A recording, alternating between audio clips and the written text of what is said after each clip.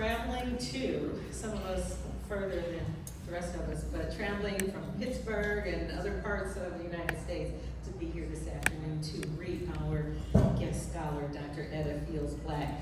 Again, we have a program packet that has her portrait in the signature blue, and there's a story that goes with that. I found out today, so maybe she'll share that with the rest of the audience as well. But please take one of these if you like, because it has a lot of information in there about the West Reserve Historical Society, and especially the African American Archives Auxiliary of the Western Reserve. I again want to acknowledge our current president, Ms. Stephanie Barron, who is sitting to my right and waving to her fans, and also our former, Cheryl-Ann, you had a long title. What should we say? Interim, acting, president, chair of all committees, Cheryl-Ann Allen here. And Mr. Harold Baxter, thank you so much. Current lifetime members of the African American Archives Auxiliary. If you look through this packet, you saw that I have a draft syllabus in here. I said to Dr. Fields-Black on this teaching, I'm going to fix that in the spring semester. Went over to Kent State University, and I expect to learn a lot. Because the 19th century is not my area of expertise. I love the Harlem Renaissance, so I usually start around 1926 and come close to the present. But today we're all here to learn some important lessons about American heroes, not the least of which is Harriet Tubman. And that great big beautiful book on the table in the corner from Oxford University Press. I want to say I was so pleased when we received an email from historian Samuel W. Black saying, okay, this book is out, it's February 2024, and it's something certainly that I've benefited from tremendously. I'm still reading, and it's one of the reasons why we want to continue to read both Congressman Stokes, the gentleman from Ohio, and certainly in chronological order, I'm going to say Combie, because I'm from Cleveland, but if you correct my pronunciation, I'll receive that. But we want to read about this Combahee River Raid and more about the life and work of the woman that so many of us have come to know as Moses, and one of the greatest conductors on the Underground Railroad. And we are fond of saying, Dr. Fields-Black, that there were more routes on the Underground Railroad running through Ohio than any other state. If we're wrong about that, I'm sure you can correct us on that as well. But certainly it's a part of the history that, that we are trying to learn more about with the Cozad Bates House and the work of a lot of the historians locally. It's something definitely that we're interested in, especially as we approach the, let me get it right, semi-quincentenary of the United States, America 250. I want to share with you some of the information that, and again, Alicia is your agent, representative, master communicator. Some of the information that she shared with me about the book and also the bio for Dr. Edda Fields-Black. Harriet Tubman's legendary life is widely known, escaping enslavement, leading others to freedom via the Underground Railroad, and tirelessly fighting for change. But a crucial chapter, often overlooked, is her daring Civil War service as a spy for the U.S. Army, detailed in Dr. Edda L. Fields-Black's groundbreaking book, Combie, Harriet Tubman, the Combahee River Raid, and Black Freedom during the Civil War.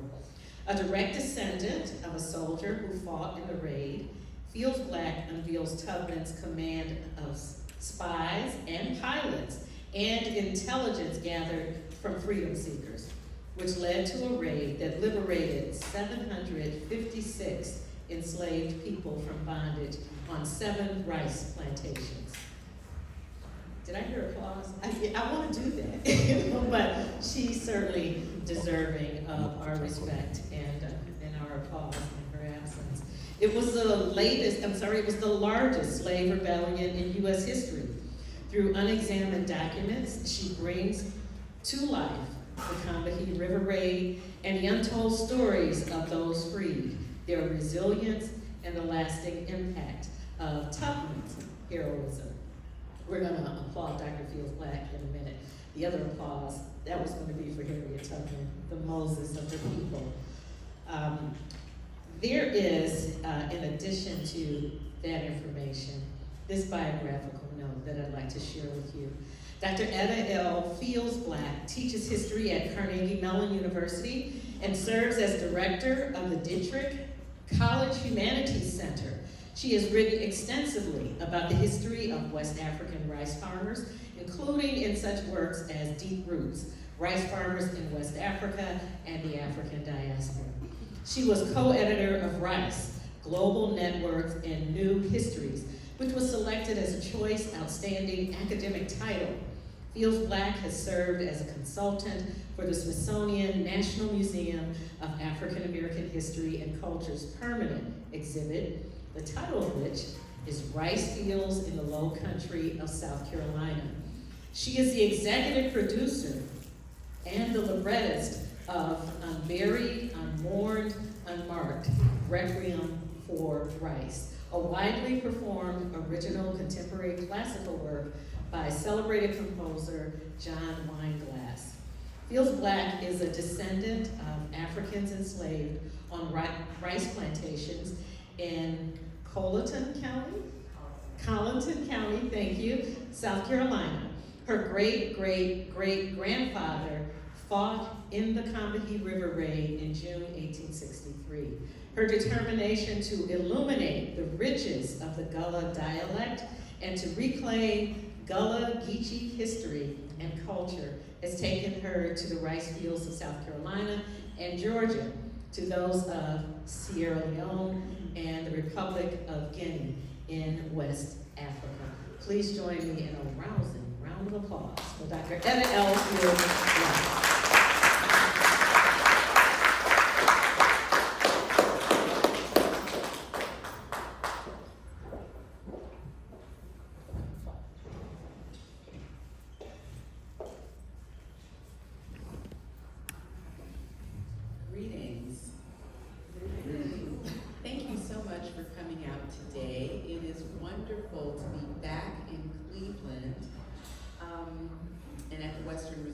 Historical Society / Cleveland History Center. I spent some time in northeastern Ohio.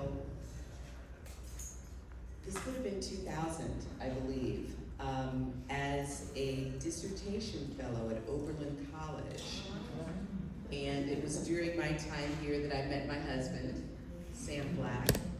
And after my year here, I moved to Pittsburgh, and then Sam moved shortly thereafter. So it's really nice to be back and to be back with our entire family.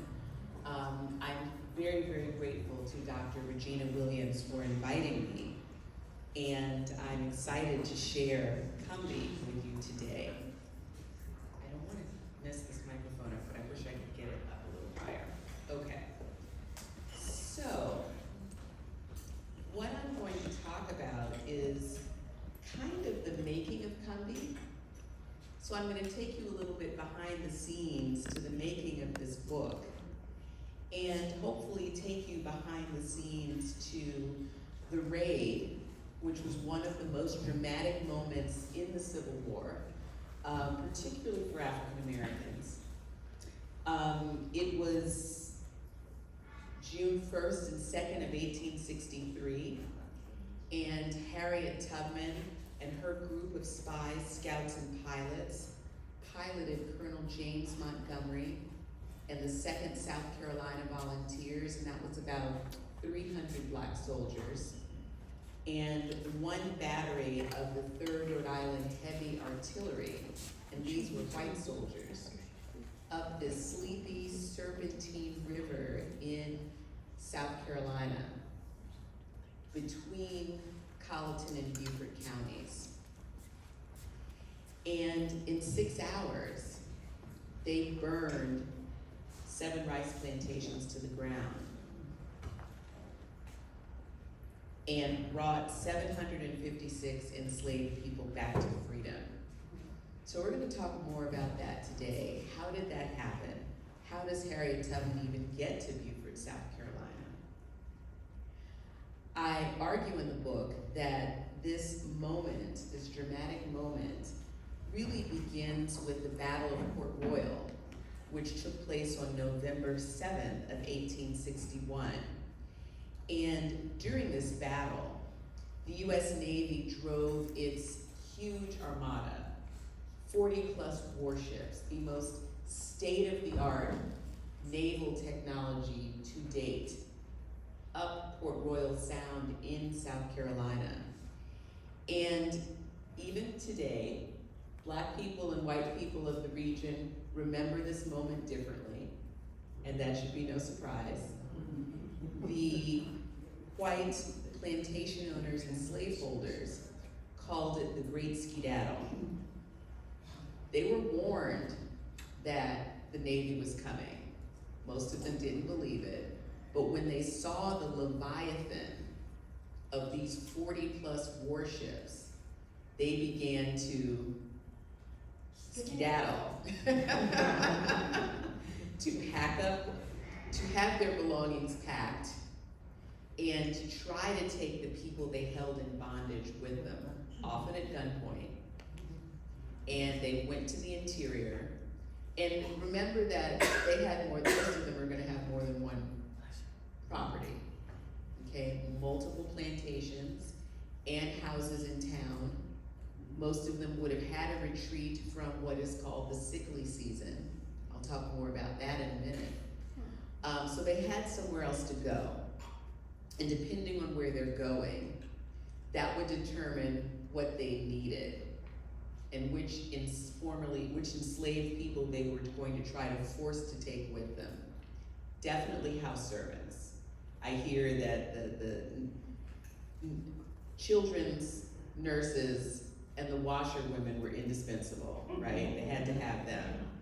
And then, depending if they were going to another plantation in the interior, some of the prime field hands.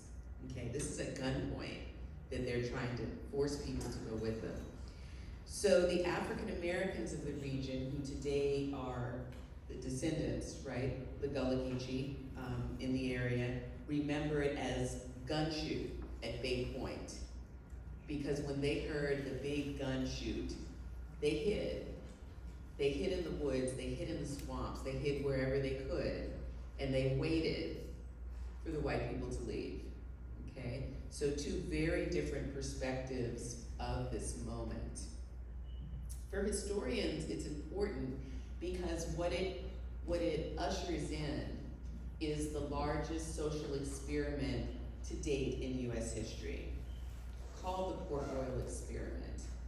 There were about 8,000 people who were formerly enslaved.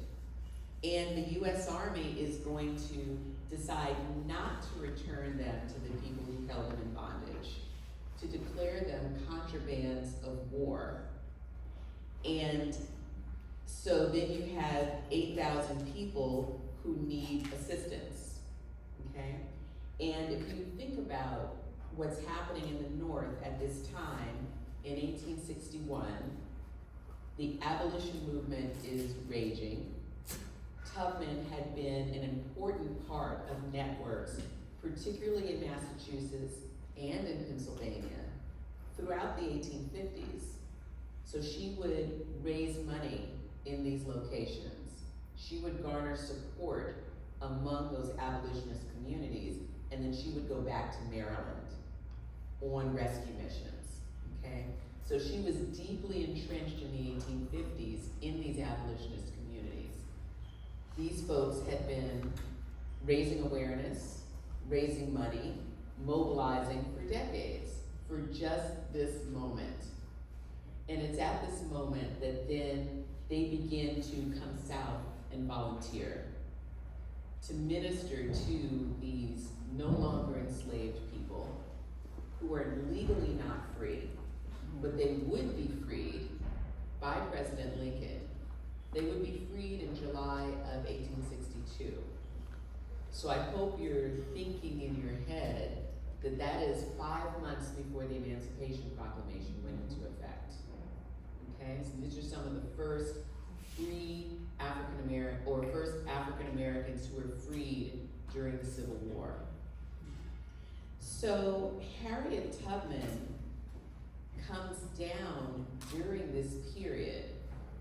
She comes down at a time when there are hundreds of Northerners, abolitionists, who are volunteering to leave their homes and their livelihoods and come down and serve as teachers, opening schools, missionaries, as well some open stores, some served as doctors, and labor supervisors.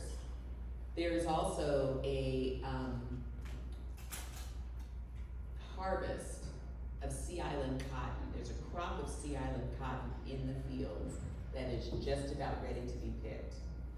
And so the federal government decides, we're gonna confiscate the cotton, we're gonna pick the cotton, and sell it and use that money to help finance the war effort, okay? So this also inaugurates a free labor experiment. In theory, black people in this region are gonna be paid for their labor on these Sea Island cotton plantations. So it's in this context that Tubman comes down to Beaufort. She's not a teacher, she's not a doctor, she's not a missionary, okay? But she is sent to Beaufort, South Carolina by the governor of Massachusetts, and she is remembered deeply entrenched, particularly in Massachusetts, to serve as a spy or a scout for the US Army. And Tubman's biographers have thought about, well, you know, why did he think she would be a scout, right? I'm sorry, why would she be a spy? Why would she be a good spy? And if you think about it, what her life on the Underground Railroad, operating behind enemy lines, gathering intelligence, navigating and surviving off of the land, often in the wintertime, and living off of the land for weeks at a time, as well as leading around 70 desperate, scared freedom seekers through this terrain to freedom. She was the perfect person to be a spy and to operate behind enemy lines in South Carolina, okay? So she comes down and she wore a number of hats. And I show in company that this really was not unusual for women who were part of the Port Royal experiment. Even those who were teachers were often running stores. They did a number of things. And Tubman worked as a nurse and a cook. She was a laundress. She was an entrepreneur. She was given the privilege of shopping at the commissary. That privilege was for US Army officers. And she exercised it for a brief window of time, and then she refused it because this privilege, she felt, separated her from the freedom seekers. And she did not want them to look at her and perceive her as being different. So she refused the privilege, and she financed her own time in South Carolina, using her own money to purchase items like sugar and molasses, to make gingerbread and brew root beer, and then she would employ another freedom seeker to sell them for her. She also ran a cook shop. And a cook shop, we think it's a restaurant. It's partially a restaurant, but it's also a place where people could bring food to be cooked, like cooked to order.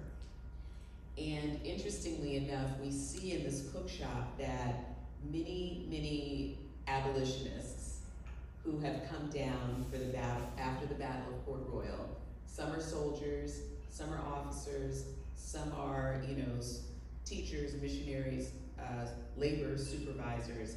They come through Harriet's bookshop, right? So she maintains those close relationships. Okay. I think it's very appropriate. We're gonna talk a lot about soldiers today, and we're gonna talk about the 2nd South Carolina Volunteers. This is the only surviving photograph of a Black South Carolina regiment. It's of the 1st South Carolina Volunteers. And an important part of the Port Royal experiment goes into effect after the Emancipation Proclamation goes into effect. And that's the legal enlistment of Black men. And so the 1st and 2nd South Carolina Volunteers are some of the earliest regiments of Black men enlisted in the US Army. So, as I was writing Cumbie, one can imagine that there were a lot of challenges. And it's fun now that the book is published and it's out and people are reading it and enjoying it, to look back on those challenges and to think about how I got through them. At the time, it was not fun. At the time, most of the time, you know, you never know what's going to work. And so trying so many different things and trying to figure out what's going to stick. One of my biggest challenges, and I won't say it was the biggest, I don't know that I can prioritize them in that way, because I had 2 pretty enormous challenges. But one of the challenges was, what is there new to say about Harriet Tubman's life? Right? She is one of the most well-known and well-loved American heroes / heroines. Her life has been written about by so many people, and really thoroughly, it seemed, researched and artfully described. What else is there to say? And as I started investigating the Cumbie raid and thinking about whether or not this was going to be a book, I was confronted with this challenge. And it's I don't know if it's defined by or exacerbated by the fact that Tubman's role in the Cumbie raid and Tubman's Civil War service writ large is not described in the Civil War official military record. Now, for me as a social historian, and a social historian who deals with Africans and people of African descent, that's my specialty, I wasn't surprised, right? And as I got to know more about the Civil War official military record, I really wasn't surprised. It became clear to me that, number one, in these records, the military commanders are very explicit about the fact that they depended on Black spies, scouts, and pilots. People who knew the terrain, people who knew the rivers, people who knew the mountains, right? And who could lead them, who could navigate them, who could serve as guides, people who brought intelligence from territory that was occupied by the Confederacy. They depended on these people. These people are very rarely named. Or if they're named by first names only, I've never seen, and I'm gonna get into that a little bit more, a first and last name. These people were overwhelmingly enslaved until the US Army arrives, right? So it's more like you get a first name and then the name of the slaveholder. Or it's just, we met one of Colonel Beauregard's slaves. You don't know who the man is. And they are all men. And what I'm not saying is that there were not other female spies during the Civil War, or there weren't other Black female spies during the Civil War. I'm not saying that. What I'm saying is that they are not named in the official military record. I never came across them saying, we met Maddie and she took a no. I never came across that. nor have I come across another historian who was writing about that. So it wasn't surprising that Tubman's role was not written about. The other thing is that the official military record for the Combahee River Raid is 100% Confederate. 100%. And it's page after page after page of commanders and soldiers explaining themselves and passing the buck on how they could let this happen. How could you let the US Army drive 3 boats up this river? How could you let those soldiers, most of whom were black, get off those boats? And how could you let them destroy Confederate citizens' private property? And so the commanders and the soldiers are detailing the orders they were given, the positions they took, you know, their movements, their this, their that, and how it's not their fault. Colonel James Montgomery, who was the commander of the raid, the Union commander, he wrote 1 paragraph about the raid. 1 paragraph compared to probably 70 pages of Confederate reports. And his 1 paragraph is not in the official military record, it's published elsewhere.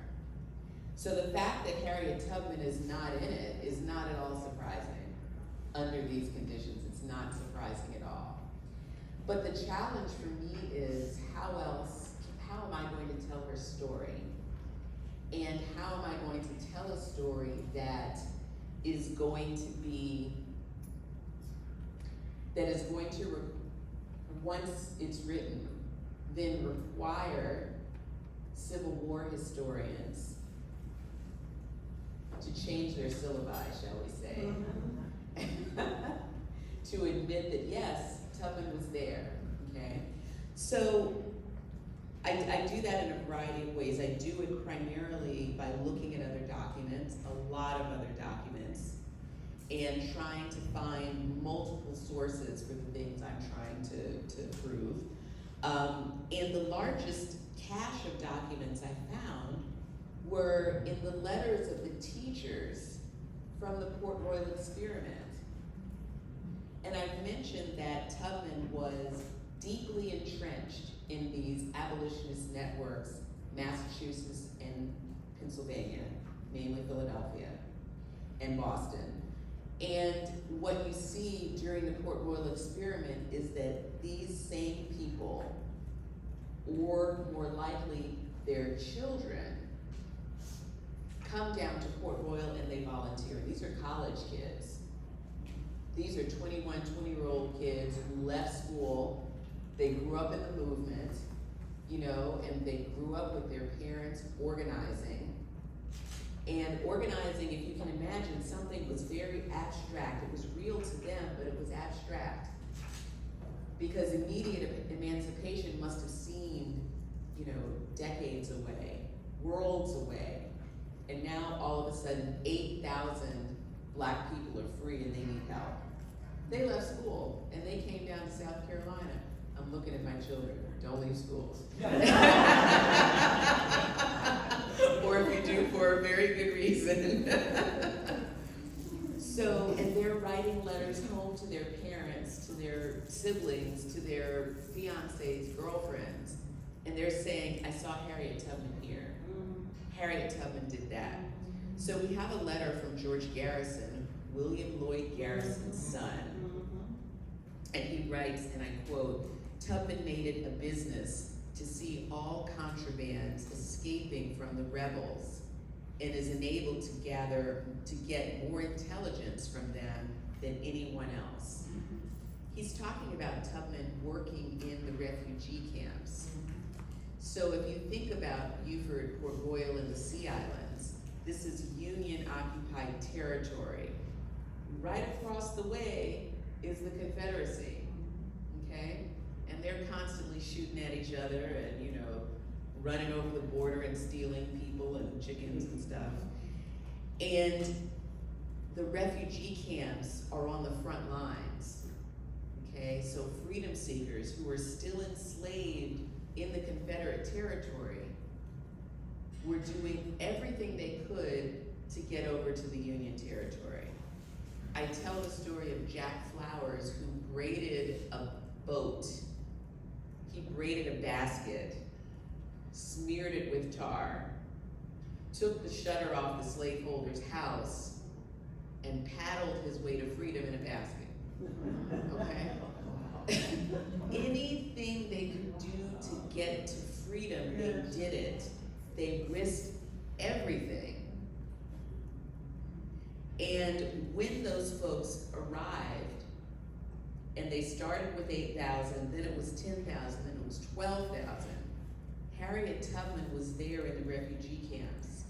And today the CIA says that she debriefed them. She debriefed them of their intelligence. If you think about it, these were the people who were forced to labor for the Confederacy, forced to build fortifications, forced to gather, wood or whatever that was used to build the fortifications, serve the troops against their wills, right? They knew everything. They knew how many troops they had. They knew where the troops were, where they were going, what kind of weapons they had. And they gave that information to Tubman, and she gave it to the commanders of the U.S. Army Department of the South. There's another letter by Sergeant Major Lewis Douglas, Frederick Douglass's son.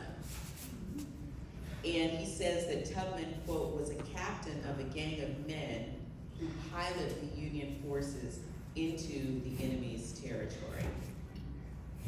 And here is a copy of Harriet Tubman's pension file. Now, Tubman was pensioned first as a widow. After the Civil War, she marries a young Civil War veteran who contracts tuberculosis and dies. And after his death, she applied for his a pension as his widow. And then she reapplies, and a number of times she goes through this process. And there are also acts of Congress that are enacted for her, where she attempts to get compensated for her own military service. So this is an affidavit in which she is trying to get compensated for her own military service. And she says that she was the commander of several men, 8 or 9. Those were her spies, scouts, and pilots. And in Cumbie, I was able to find more information, much more than was previously known, about several of Tubman's spies, scouts, and pilots. So they were names before, but now we know a little bit about their life stories. Walter Tubman, who was born free, and he worked first for the 47th New York Regiment. Then he enlisted in the 13th U.S. Colored Troops. And Walter Plowden was Tubman's business partner, okay? We know that they purchased sugar and molasses together. He may have been part of her enterprise, ginger beer and gingerbread and root beer. At some point did she learn to read and write? She never learned to read and write. And he made several reconnaissance missions up the Cumbie. Walter Plowden did. There's Mont Blake, who was a deer hunter. And Mont Blake was freed in another U.S. Army raid in June of 1862. And this raid was on the plantation owned by a cousin of one of the planters whose plantation is destroyed in the Cumbie raid. So there are a lot of family connections here. And these plantation / slave owning families often had multiple properties. Isaac Hayward was a boatman, and he was born enslaved on Coosaw Island. I'll talk more about Isaac in a minute. And Peter Burns was an older man. Peter was too old to join the military, as Plowden and Mont Blake did, but his son joins. and it's through his son's pension file that we learn more about the family. So this new research, my new research also shows that Harriet Tubman and her men played an important role in diffusing the torpedoes that were on the Combahee River.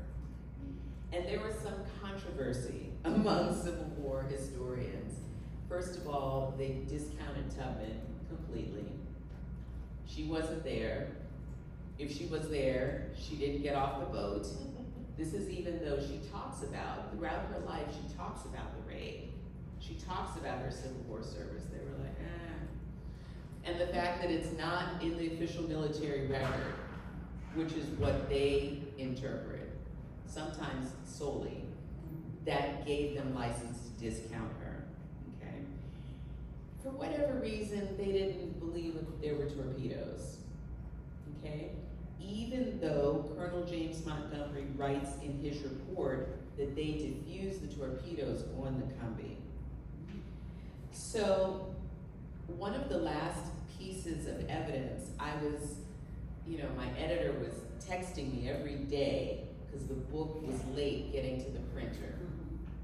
And I was working on the page proofs, making changes they had not allowed me to make before. And one of the pieces of evidence that had to go in the book was U.S. Provost Marshal report by a man named Francis Izard. Now, as soon as I saw the name and read it, I thought, let me check my database, which I'll talk a little bit more about. And he popped up as the father of one of the freedom seekers I had already written about, okay? And what he says in this report is that, number one, he was a shoemaker. He made shoes for people and horses. He was enslaved on a plantation called Newport, and he liberated himself about a week before the raid. He goes on to describe the fact that there were no troops in the region. The Confederacy had moved all of the troops because of the sickly season. So this is probably the end of May, and it's the season in which rice is growing in stagnant water, which breeds mosquitoes and malaria. And 1863, malaria is still deadly to white people. So maybe this is another great skedaddle where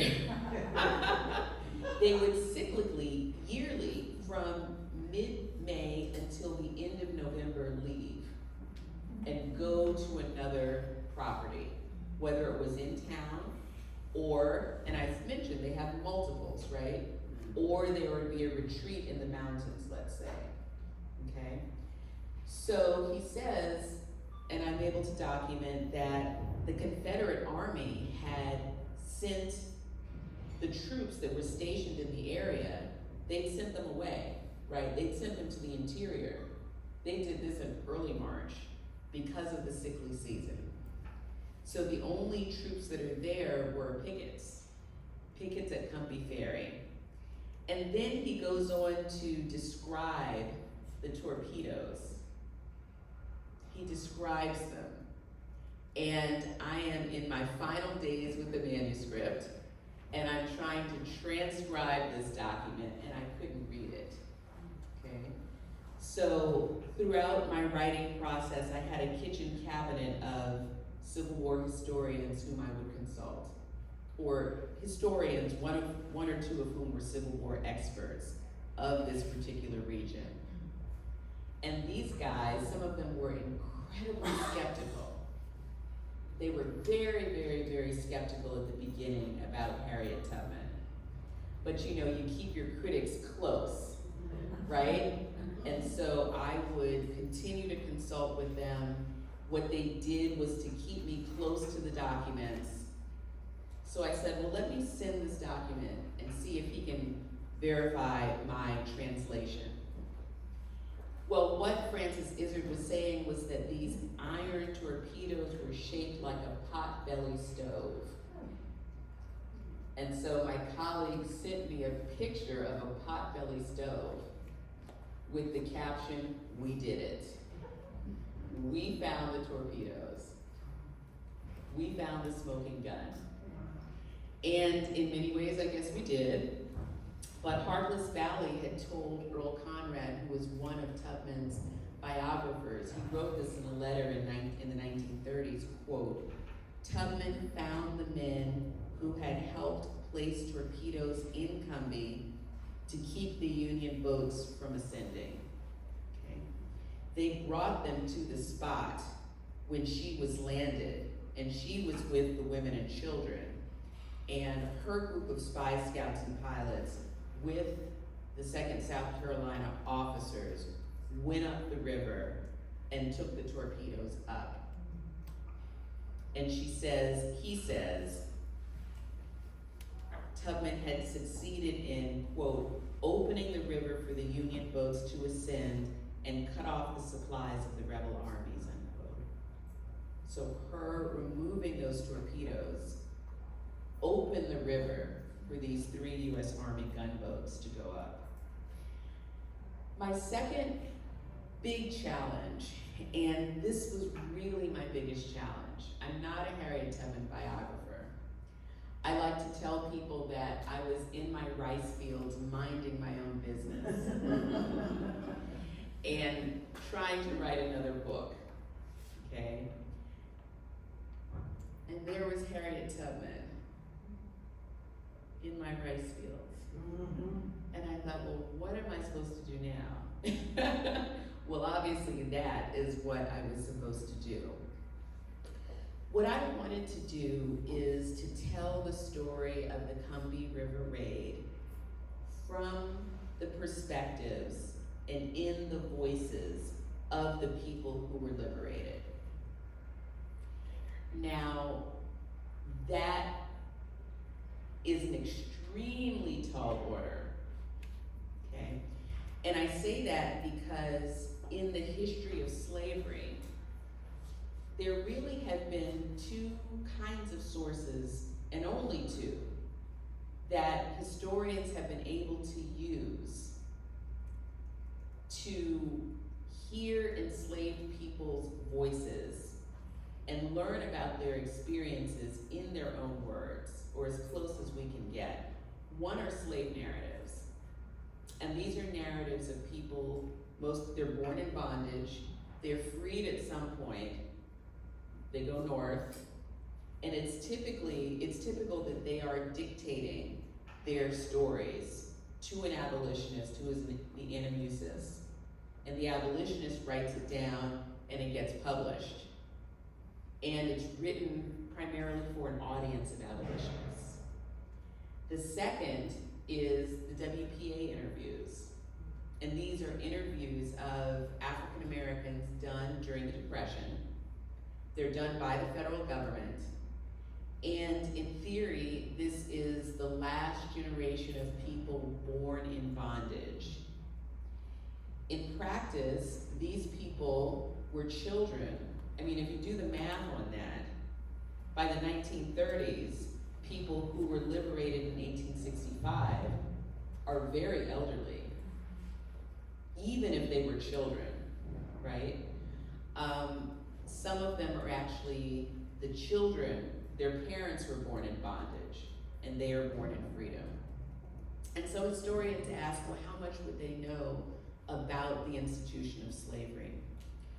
Well, through my own family research, honestly, and I'm happy to talk more about that, what I happened upon were the US Civil War pension files. So 756 people are liberated on June 2nd. The boats travel back to Beaufort, and 150 men enlisted in the 2nd South Carolina Volunteers. And years or decades after their enlistment, these men, their widows, their children apply for US pensions from the US military. And these pensions the pension files are so rich. Remember that most of these men are illiterate. birth certificates, marriage certificates, death certificates, or birth certificates for their children. And these are typically the documents that one needs to apply for a U.S. military pension. But what they had were the old heads in their community, and that's what they called them, the people who knew them since they were children, people who they grew up with in bondage. And many of these folks return to the Cumbie. Most of them go back to the same plantations from which they were liberated, or they go very close by. And they reconstitute their communities after the raid. And they come out to help each other get pensioned, okay? So if you can imagine, and it's probably not that hard for most of us because we all have family members, a group of elderly veterans sitting around talking about their childhoods, right? In all of the detail, their family members, their church members, their girlfriends and boyfriends. They're sitting around gossiping, right? They're spilling all the tea of the community. This was a side of the enslaved community that historians have not seen. These people grew up in bondage, okay? They were born in bondage, they grew up in bondage. They were adults when the men joined the military. And they're giving the history, for example, of their names. Okay, and just to show you in brief how powerful these documents are, genealogists talk about the 1870 brick wall, which is the first federal document, the 1870 census, in which African Americans who are descendants of slaves are listed by first and last name. Okay? Historians are dealing with plantation sources that only list our ancestors by first names. And there's been no way to connect those documents. The connection is in the Civil War pension records. It's in the Civil War pension records. And pretty early on, I was doing research on my family and learned that we had a Civil War ancestor. And he does not have a pension file, but I was able to find his brother's pension file and find just a wealth of information about our family. My ancestor, who is Hector Fields, my great-great-great-grandfather, the names of his siblings, the names of their parents, where they were born and where they were enslaved, by whom, how they were separated before the war. My aunt was given away as a wedding gift. How they're separated during the war. The slaveholder after the Battle of Port Royal sent the men to one state and the enslaved women to another state. So my great uncle was separated from his wife. His wife went crazy and they never lived together after the war. And I learned how my dad's family, the Fields family, got from Beaufort, which is where they were enslaved, to Colleton, which is where the family lives now. And this gave me the entree that I could reconstruct the enslaved community on the Cumbie, and that I could tell the story of the Cumbie raid from the voices of the people who were liberated in it, even though this had never been done before. I'm very proud of that. I'm very proud of that. And so here what you see is a page from Pension File. This is a letter. I love this letter because it's written. He wrote it. Primus Barnwell wrote this letter. He was a teacher. And he writes it about his sister. His sister was a Civil War widow. And Primus was a child when the war happened and the raid happened. He was too young to enlist, right? He was too young to enlist.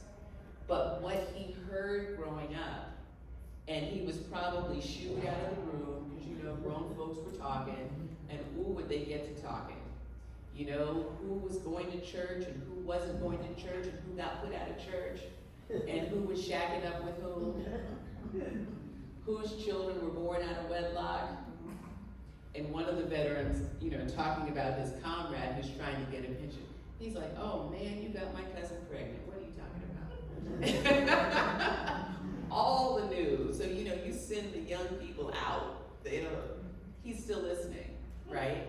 And decades later, he's trying to piece together what he heard his brother-in-law say, because his brother-in-law is gone, his sister has now passed away, he took care of her in her final illness, and he's trying to apply for what's left of her pension so he can pay her burial expenses, okay? And he writes this letter, and there are very few handwritten letters that I found.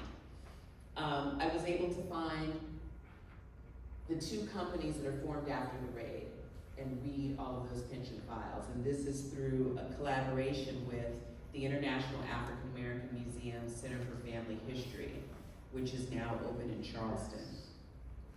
And from these pension files, reconstruct the Cumbie community, and as I said, tell the story in their own words. I'm gonna give you a little sample. And this is also one of my favorite characters and my favorite documents. And the main characters of the book are the people who remember the raid. And most of them testify about the raid in their pension files. This gentleman, whose name was Minus Hamilton actually told his life story to Colonel Thomas Wentworth Higginson, who was commander of the 1st South Carolina Volunteers, and he was a Unitarian minister from Massachusetts. So I say that he's the leading man of Cumbie, Mr. Hamilton is. And I wanted to find his family, okay? And it took a long time for us to find his family, but I finally found them in large part through the pension files. So I'm gonna read you a little bit from the book and my interpretation of Minus Hamilton. He's speaking Gullah, okay? So the translation is here, just in case you need it. At 88, Minus Hamilton was likely the oldest of the bondspeople on record as having escaped the prison house of bondage in the raid. I will let Mr. Hamilton tell his story. The people was all a hoeing massa. They was a hoeing in the rice field when the gunboats come. Then every man drapped them hoe and left the rice. The massa, he stand and call, run for the wood for hide. Yankee come, sell you to Cuba, run for hide. Every man he run, and my God, run all the other way. Massa stand in the wood, peep, peep, fade for trust. He say, run to the wood, and every man run by him straight to the boat. An hour or two before day clean, as dawn is called, Hamilton was among the enslaved people laboring in the rice fields on James L. Paul's Cumbie rice plantation. Paul's place was the first rice plantation that Montgomery and his men encountered on the east side as they steamed up the river into Colleton. Minus Hamilton could have been one of the, quote, woolly heads at work, unquote, in the rice fields that Apthorpe observed. Every person forced to labor in the rice fields dropped their long-handled hoe with the angled blade and left. The overseer, whom Hamilton called Massa, the formerly enslaved man appears to have called every white man Massa, including Colonel Higginson, did much what another planter, Joshua Nichols, did. He stood in the rice field and called to the enslaved field hands working there to run and hide in the woods. The Yankees had finally come and would sell them to Cuba. Hamilton and his fellow enslaved bondspeople were not fooled. They did not feign attachment to the enslaver, nor obedience to the overseer, despite Joshua Nichols' later insistence. They also did the opposite of what they were ordered to do. The overseer, like Joshua Nichols, ran into the woods. From his wooded hiding place, he looked back at the enslaved people, then looked again. He told them one last time to run and hide in the woods. They ignored him utterly. They ran for their lives to freedom, straight to the boat. And one last excerpt. Hamilton likely never thought he would see such a day in his life, and it was a long life. He had been sold with his wife Hagar and their daughter Bina in 1853 from Edward Rutledge Lowndes' estate to John Parker. On Parker's place, Bina married Harry Mack. Both of them were prime hands, and gave birth to Minos's granddaughter, also named Hagar. John Parker's heir, Arthur Middleton Parker, went bankrupt and ultimately sold his plantation and the people he held in bondage to James L. Paul in December 1859. Little Hagar was 4 or 5 when the Lincoln's gunboats came up to Cumbie. Mr. Hamilton again.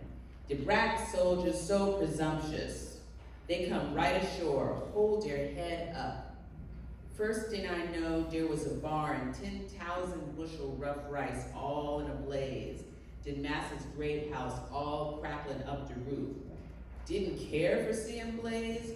Lord, Massa didn't care nothing at all. I was going to the boat. Hamilton likely considered himself blessed to have lived long enough to see what he called the black soldiers so presumptuous. And you hear in that something that's classic Gullah, this RL alternation after certain consonants. So he's saying black, he means black, right? An enslaved person could not look a white person in the eye without inviting insult or worse injury.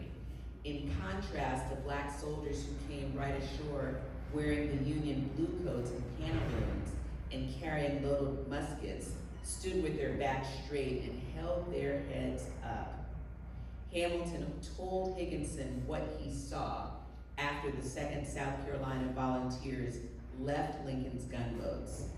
They went to the slaveholders' barn where he stored the rice his enslaved labor force had grown and harvested the previous year, 10,000 bushels of rough rice, and set it all on fire.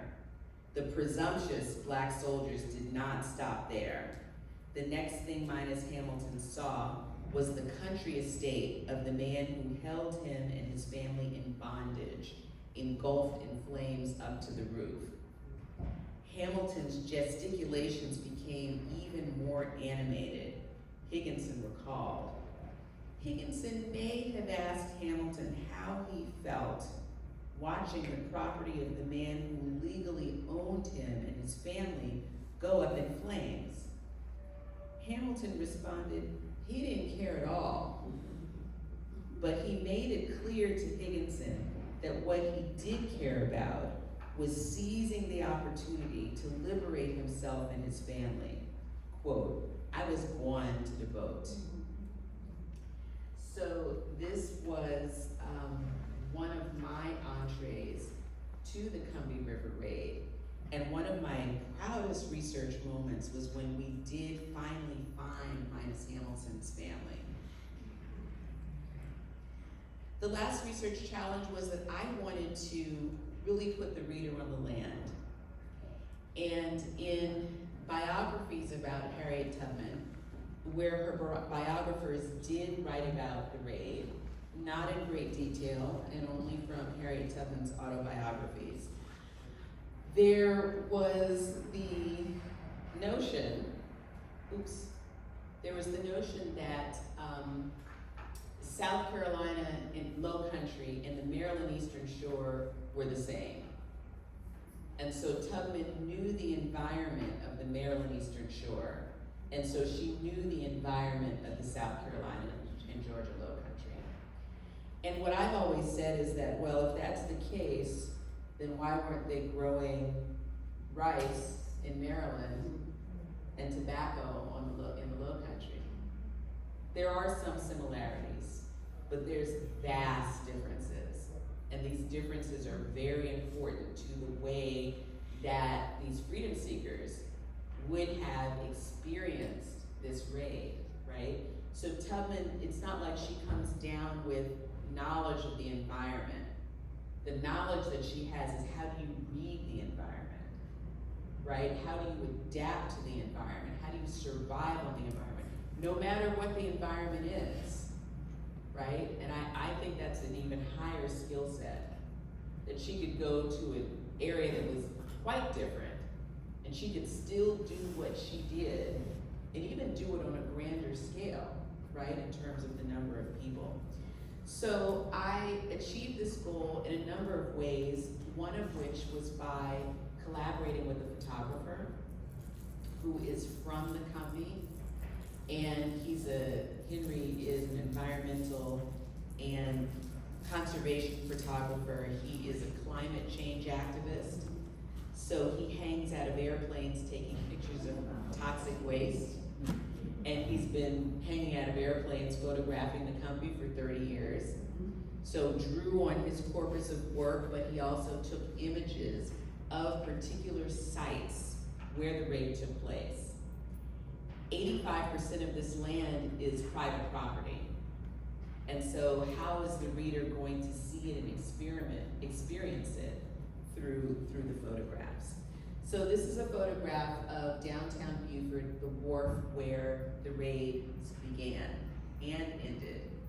And it left from this wharf at 9 p.m. on June 1st of 1863 with 3 U.S. Army gunboats.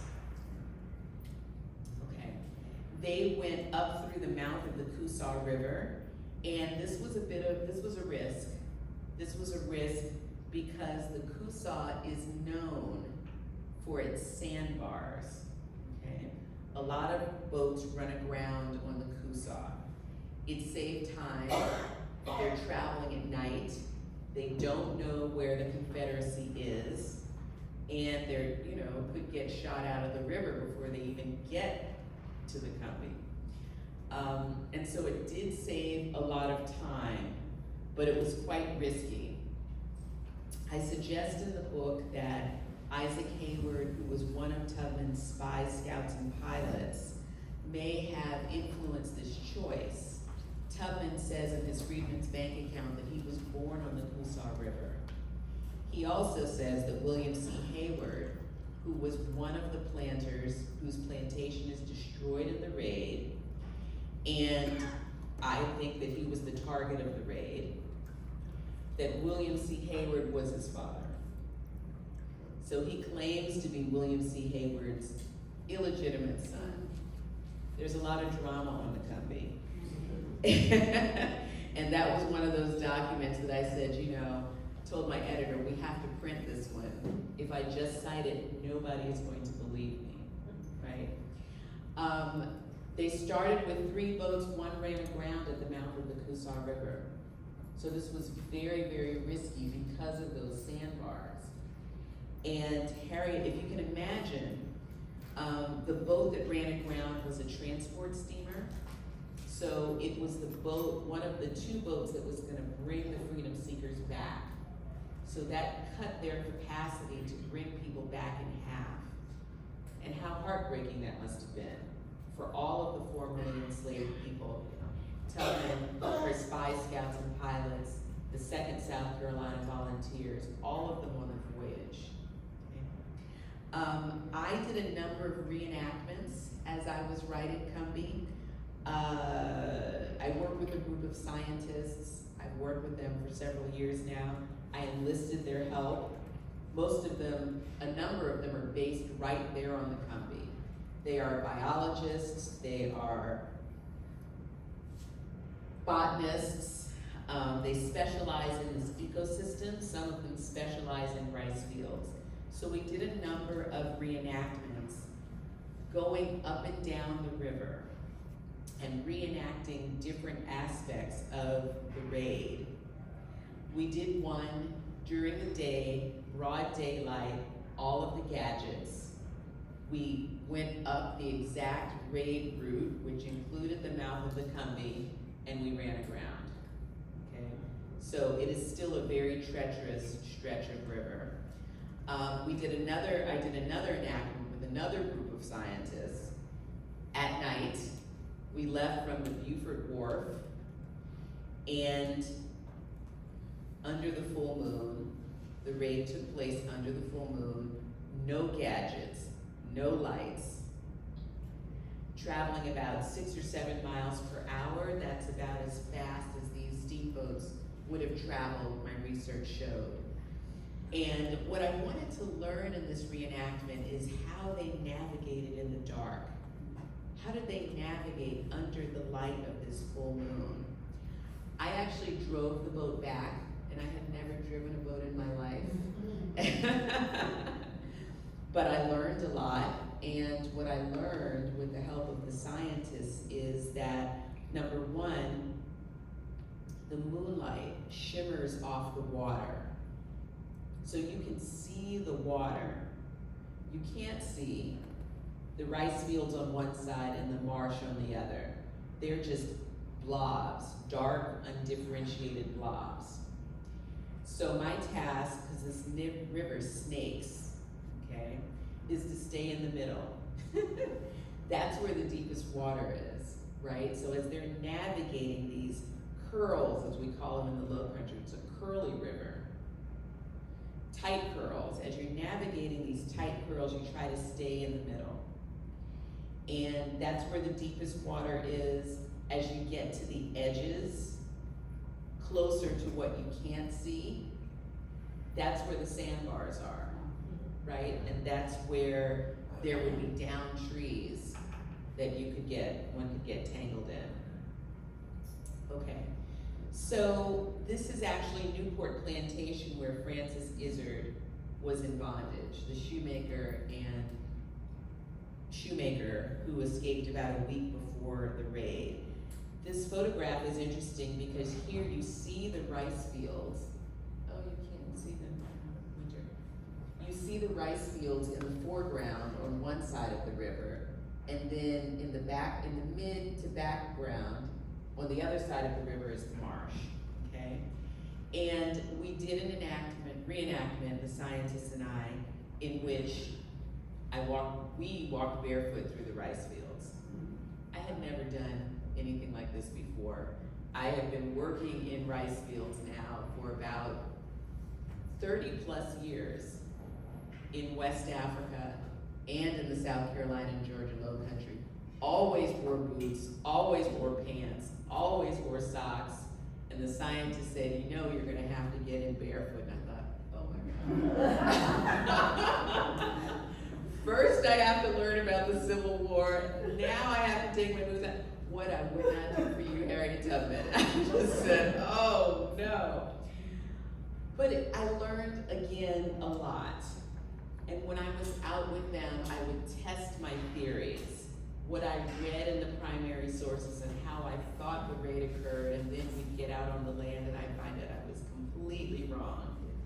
My theory here was that the freedom seekers ran through the rice fields to the gunboats. No. No. How do I know this? As we were walking through the rice fields, me wearing a dress, okay, so feet, legs, everything exposed, a baby alligator swam into the field, okay? And I had learned a lot about alligators. 18 months I was in residence at a place called Nemours Wildlife Foundation. 12,000 acres of wetlands, 12 former rice plantations, one of which Newport was raided and destroyed, okay? And I got to know all of, is that true? Yes.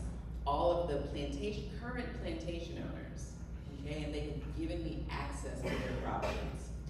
So I've been hiking through these rice fields for 18 months, and I saw 2 cycles of eggs babies, little, hatchlings wobbling around, and then running and swimming off away from their mothers.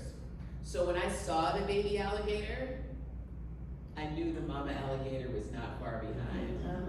And that's when I took off running in the rice fields, okay? Or at least I tried.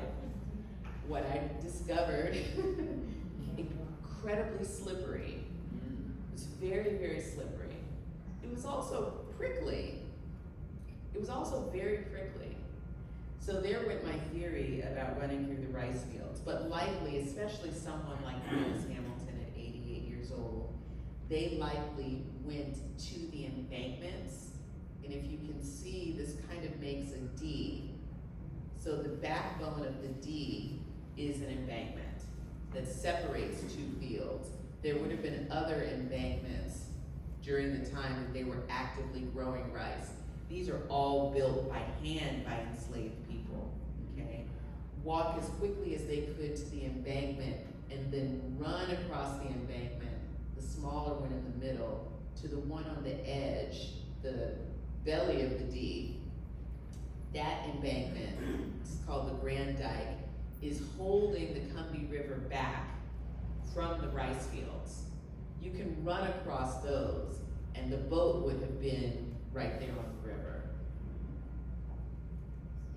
Okay, so this today is Highway 17.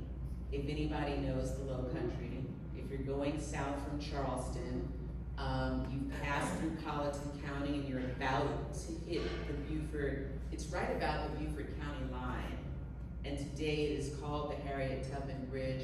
This is where the raid stopped, okay? And this is where, wasn't a bridge. This was the pontoon bridge that they burned in the raid. And cut the supply line from the Confederacy that was selling the rice. They were selling it abroad despite the US Navy's blockade. They were also using rice from this region to feed their citizens and their army, okay? There was a causeway on the north side. There was a causeway, which was a raised embankment of earth that ended at the pontoon bridge. And as you can see, there were rice fields on either side. So this is where the 2nd South Carolina Volunteers crossed over, okay? This is where they went on to Cypress Plantation, which was owned by William C. Hayward, Isaac Hayward's daddy.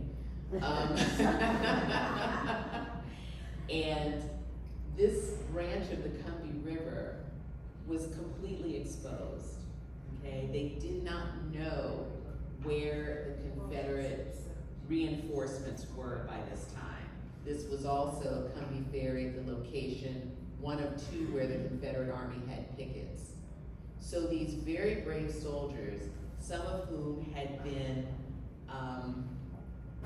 liberated a few weeks before, and this is their first time in uniform and their first time with their muskets, walk across this causeway exposed to Confederate fire, and they go onto the plantation to get the freedom seekers.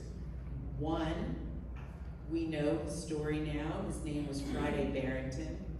Friday had liberated himself after the Battle of Port Royal. He went to Beaufort.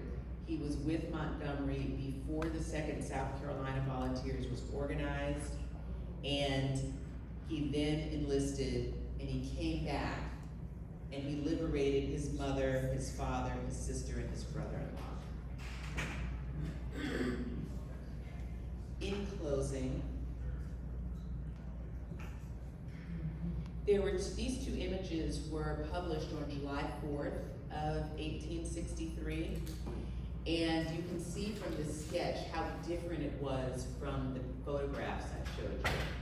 The angular nature of the river and the rice fields. The boats are so close. That's supposed to be a slave cabin down on the right.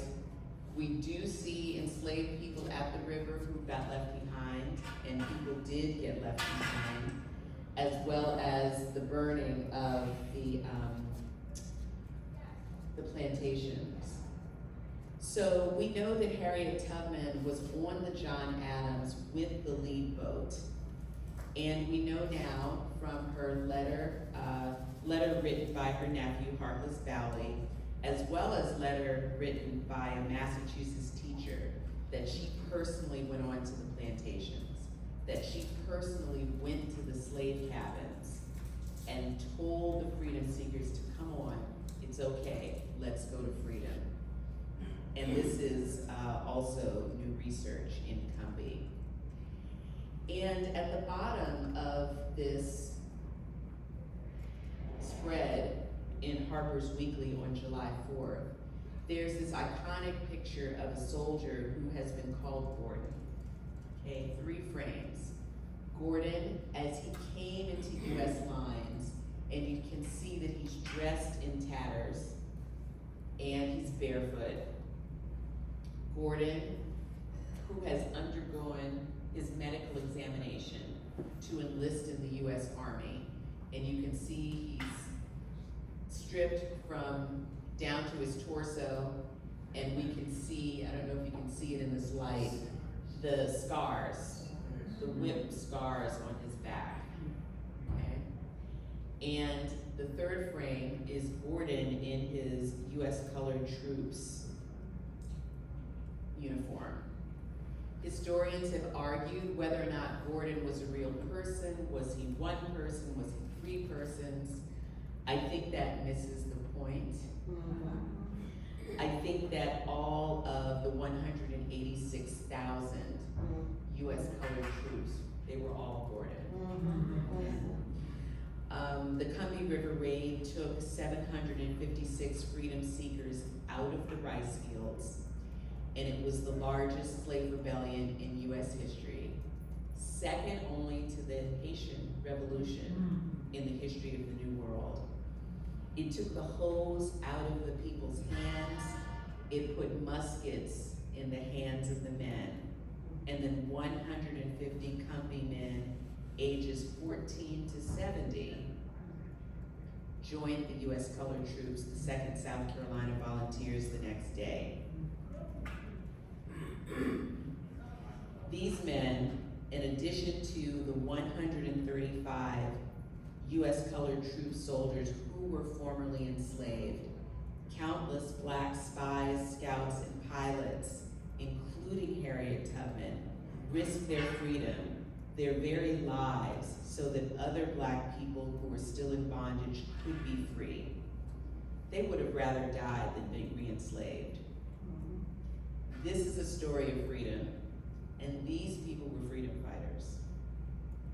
500,000 formerly enslaved people liberated themselves during the Civil War.